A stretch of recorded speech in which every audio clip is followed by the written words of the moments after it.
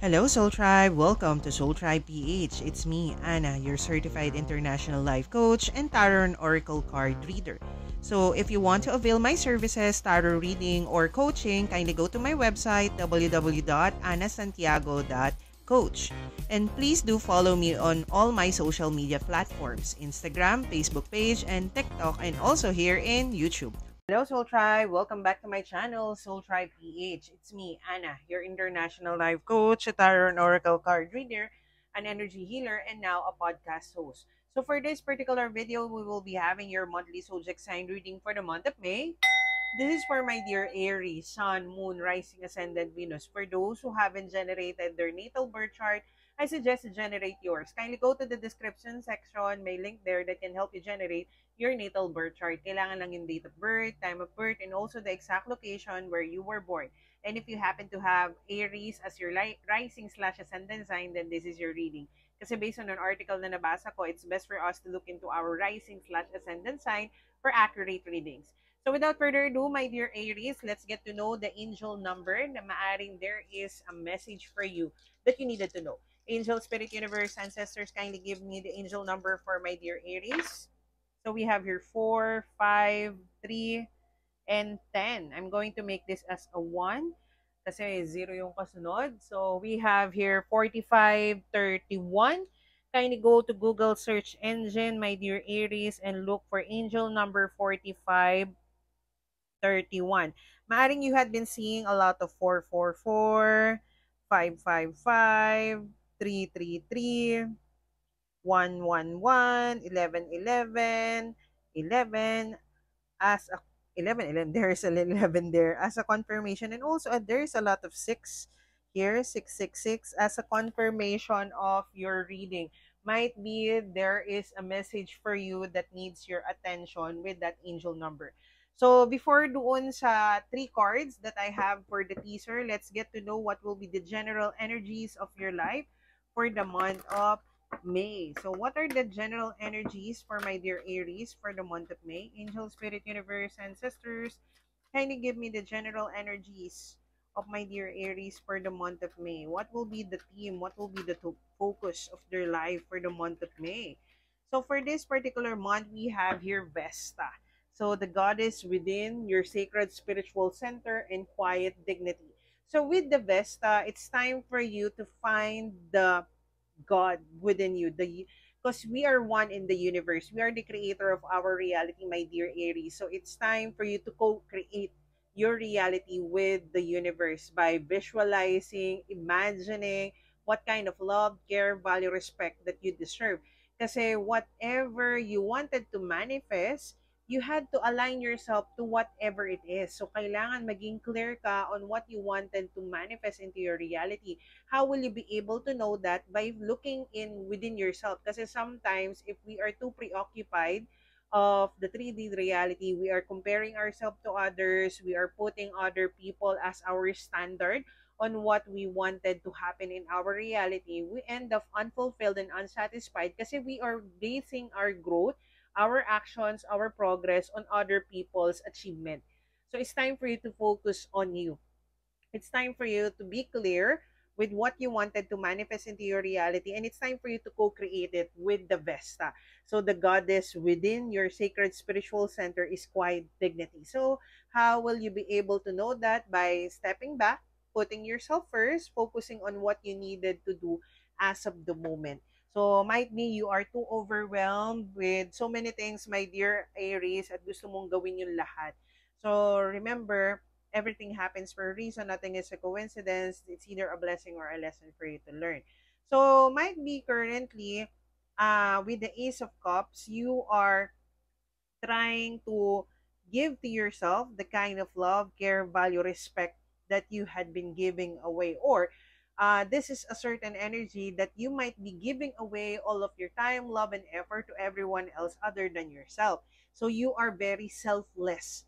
Okay lang naman to give love to other people, but making a point that you leave some to yourself.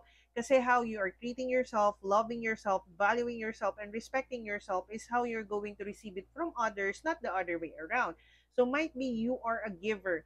You tend to give all of your energy, your love to everyone else na nakakalimutan mo na yung sarili mo. You are so selfless. You give unconditional love to everyone else. But it's okay to give love to other people, but also it's time for you to have that sense of renewal of love towards yourself.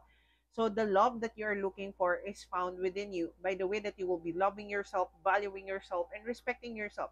The happiness that you're seeking is found within you by the way that you will be grateful, thankful, contented of who you are, and what you currently have. And your first soulmate is you. So you had to be the first one to like, accept, and love the person that you're seeing in the mirror, which is you. So the obstacles that you will be facing this particular month is having that wholeness within yourself. Probably you are basing your value, your worth as a certain individual to whatever is happening in your reality. Doon ka nakabase, as I've said earlier, maaring you had been comparing yourself to other, you are basing your worth, your progress, or the actions and decisions that you are going to do with what is currently happening into your surrounding or what is other people's achievement and outcome. So it's time for you to have that sense of fulfillment, sense of wholeness within yourself. So be whole within yourself. Learn to be grateful, thankful, contented of who you are, and what you currently have. Be stable and secure within yourself, not comparing yourself to others, not getting envy. Kasi the more that you're envy on other people's progress, on whatever they have, the more that you'll end up unfulfilled and unsatisfied. So the actions that is needed for you to be done is to find stability and security within yourself, as I've said. Kasi the more that you are basing your progress to other people, nakabase ka sa kanila sa kung ano yung meron silang material things, whatever relationships that they have in their reality, the more that you'll end up unfulfilled, unsatisfied, insecure, unstable, kasi you are basing your progress, your growth, everything that you currently have on what people have. So it's time for you to find contentment, fulfillment, stability, and security within yourself. Other than financial stability, kailangan maging buo ka, maging kumpiyansa ka, maging tiwala ka sa sarili mo. You have to be the first one to like, love, accept, respect the person that you are seeing in the mirror, which is you. Okay, so let's see what is this Ace of Cups. So, what is this Ace of Cups? Bakit? This is your current energy, my dear Aries. So, there are lessons for you to learn. So, everything that you are experiencing, my dear Aries, is meant for you to experience kasi it's teaching you to have that sense of commitment within yourself. Kasi if you're just waiting for commitment from other people, waiting for people to commit to you, to provide to you the kind of love, care, value, respect that you deserve, wherein talagang you'll end up unfulfilled and unsatisfied kasi it's no one's obligation to love you, to respect you, to value you, to trust in you, to believe in you. It's your obligation to yourself. Whatever you will be receiving from other people na love, care, value, respect, it's only an additional because it's not their obligation to love you, to respect you, to value you. It's your obligation to yourself. So there are lessons for you to learn, and also you need to commit to yourself before you receive commitment from other people. Kasi nga, you are drained eh. With the Knight of Cups, you are drained, you're not ready, you are not open to other possibilities kasi you are quite attached to the idea of the possible future and the outcome. The more that you are getting attached sa outcome, sa kung ano man yung makukuha mo from them, the more that you'll end up unfulfilled and unsatisfied if they will not be able to reciprocate it kung ano man yung ibinigay mo sa kanila. The more that you're basing your value, your worth, the love that you deserve from other people, you end up drained, unfulfilled, and unsatisfied. So it's time for you to fill in your own cup, my dear Aries. So why is the Ace of Pentacles your obstacle? So it's time for you to find stability, security within yourself, find the soulmate within you. It's time for you to celebrate yourself, my dear Aries, kasi nga you are basing your worth, your value, your achievements sa kung ano man yung makukuha mo based on material things. So remember, material things, whatever, status that you're going to achieve from other people, from circumstances, is only an additional in your life. Your value and your worth is not determined by the title, the abundance, the relationship, the people that you surround yourself with. It's time for you to make yourself stable and secure within yourself. Okay? So it's time for you to celebrate yourself other than celebrating other people's wins. Okay lang naman to celebrate their wins, but don't put them on a high pedestal na minamaliit mo na yung sarili mo. You are belittling yourself, my dear Aries. So it's time for you to have that inner strength within you, that courage, that certain kumbaga parang stepping outside of your comfort zone kasi you are limiting yourself because you don't want to kumbaga parang ayaw mong what do you call that? So, ayaw mong may, may malamangan yung iba kasi you feel like if you will be going ahead of them, you feel like you will be getting discriminated, getting criticized, getting judged. No. So, kung ano man yung sasabihin ng ibang tao towards you, my dear Aries, it's just their opinion. The important decisions here and actions or opinion is the way that you are speaking to yourself and how you are treating yourself, my dear Aries. So, what is this Ten of Pentacles all about?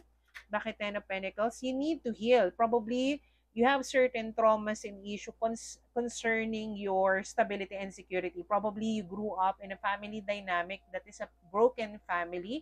Kaya you had been seeking validation, approval from the external. So it's time for you to focus on your healing, address what are the certain things that you needed to heal from, my dear Aries, that is influencing on how you handle situations in your life.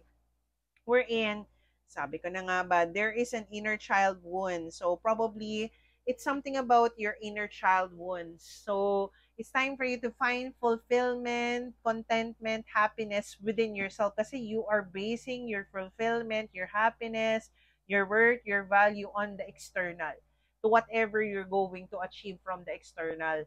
So know that the love that you're looking for is found within you. The happiness that you're seeking is found within you, yeah, and you are your first soulmate.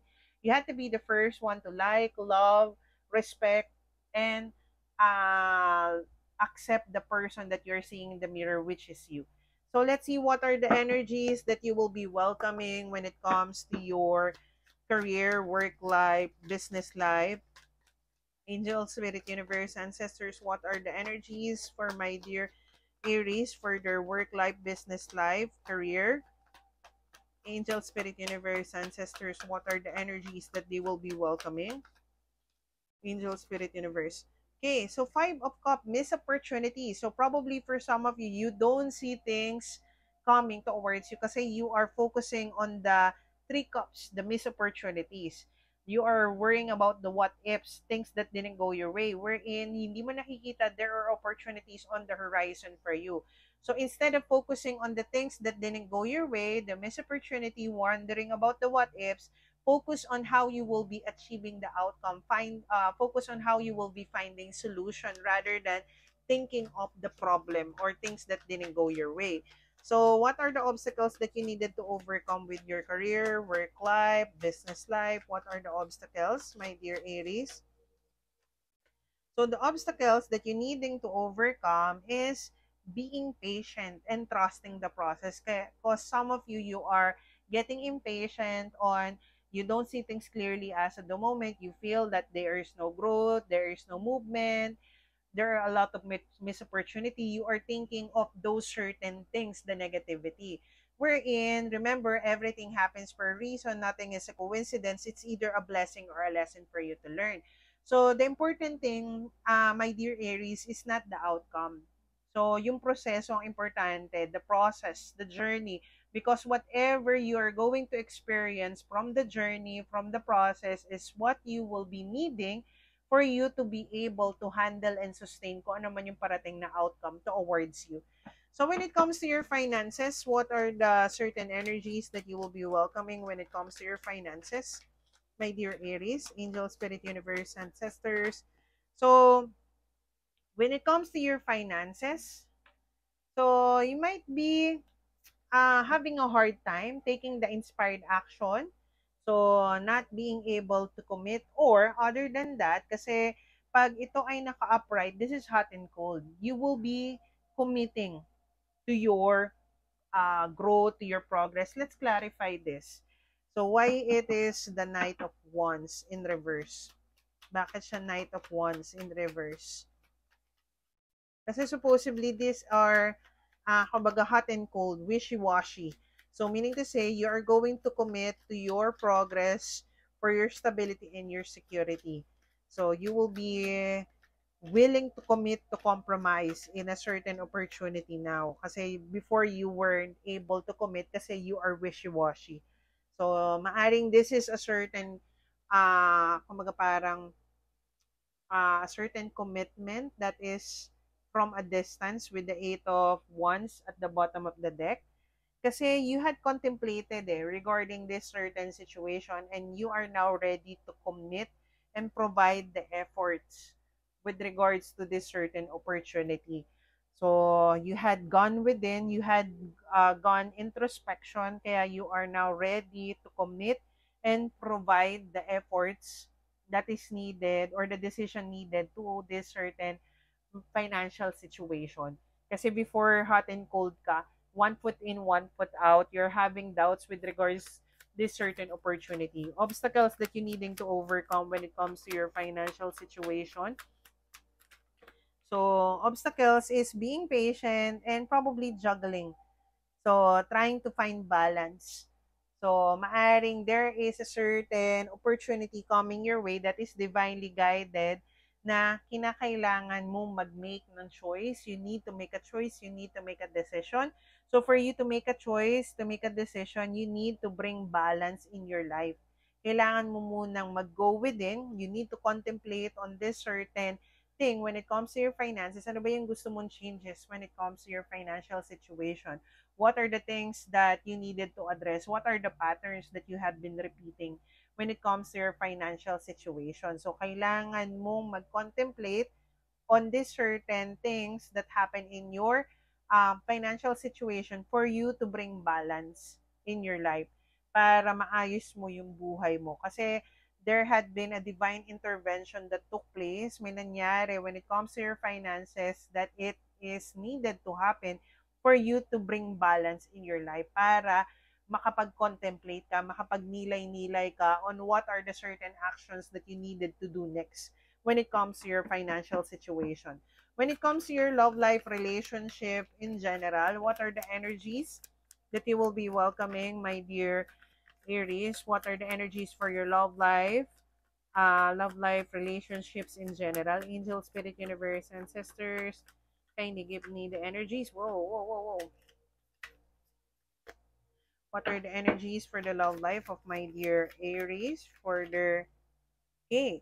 So, page of one. So, there would be a rekindlement, bringing back up the spark.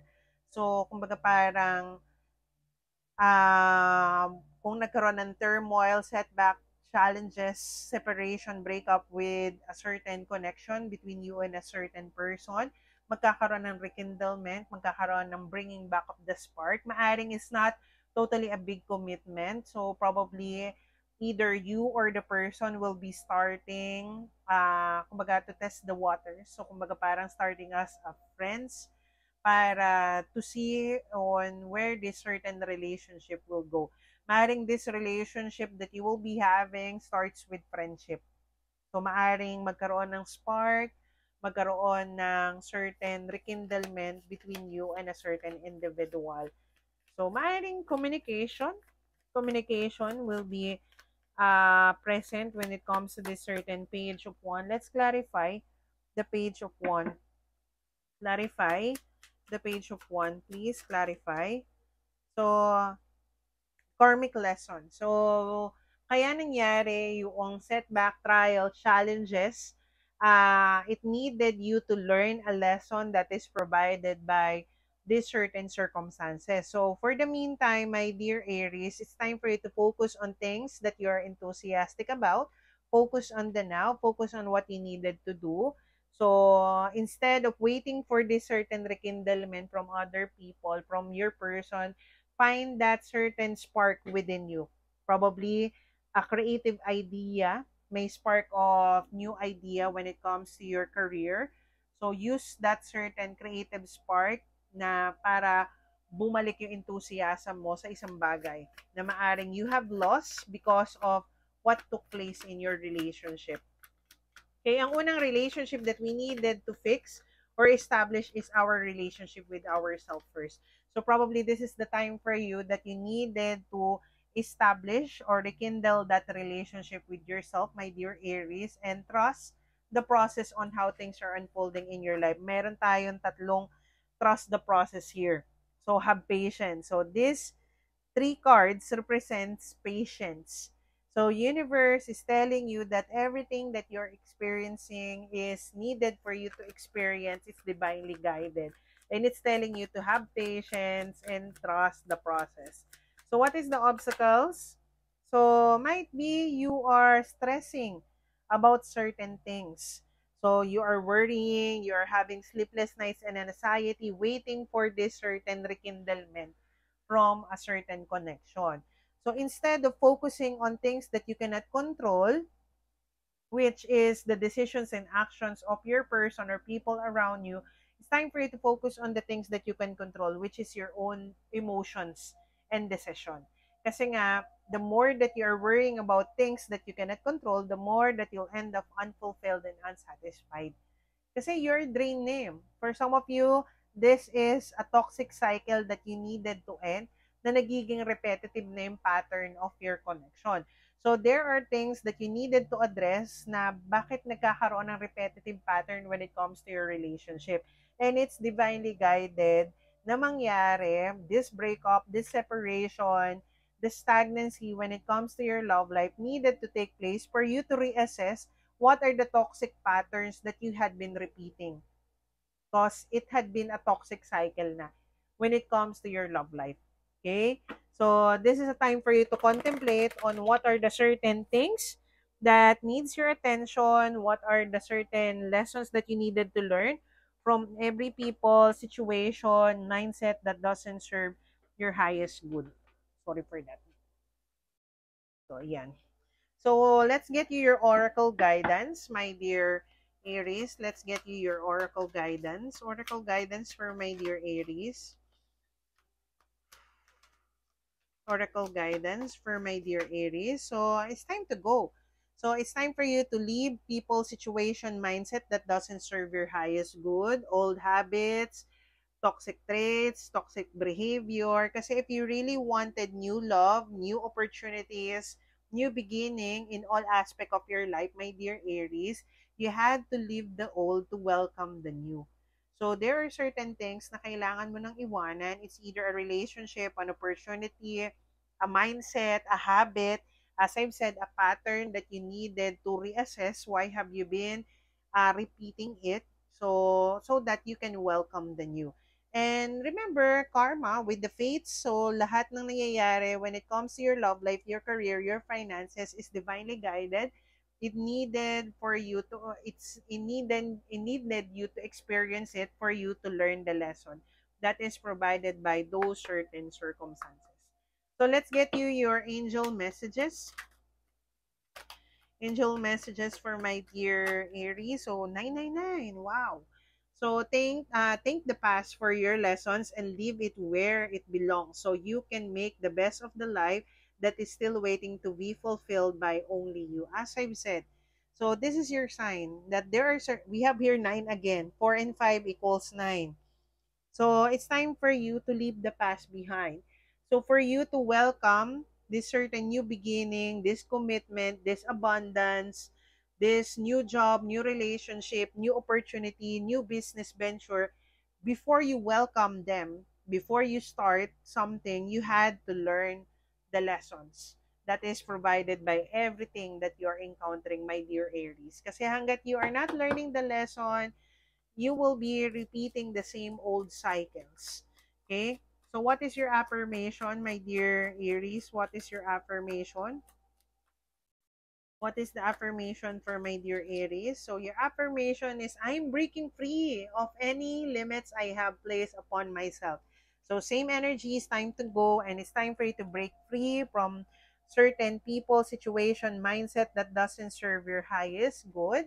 And it's the one holding you back to fully progress in life, my dear Aries. So kailangan mo nang i-let go, kung relationship man yan, opportunity man yan, if this job is only draining you and it's no longer providing you the fulfillment that you are looking for, it's best for you to contemplate. Okay? If you don't see a future with this job, with this opportunity, with this relationship, meaning to say it's not part of your reality anymore. Okay, so this is what I got for you, my dear Aries. Do let me know if this happened to resonate with your situation. Do like, comment, and share this video. And don't forget to click the subscribe button and the bell button for you to get notified of my latest updates here in my channel. And if you wanted to avail my services, tarot, and coaching program, kindly message me on Instagram or Facebook page, Coach Ana Santiago, Soul Tribe PH, Tarot for tarot reading, Coach for coaching program, and or kindly go directly to my website, www.anasantiago.coach. So this is what I got for you, my dear soul tribe, sending you much love and light. Bye-bye.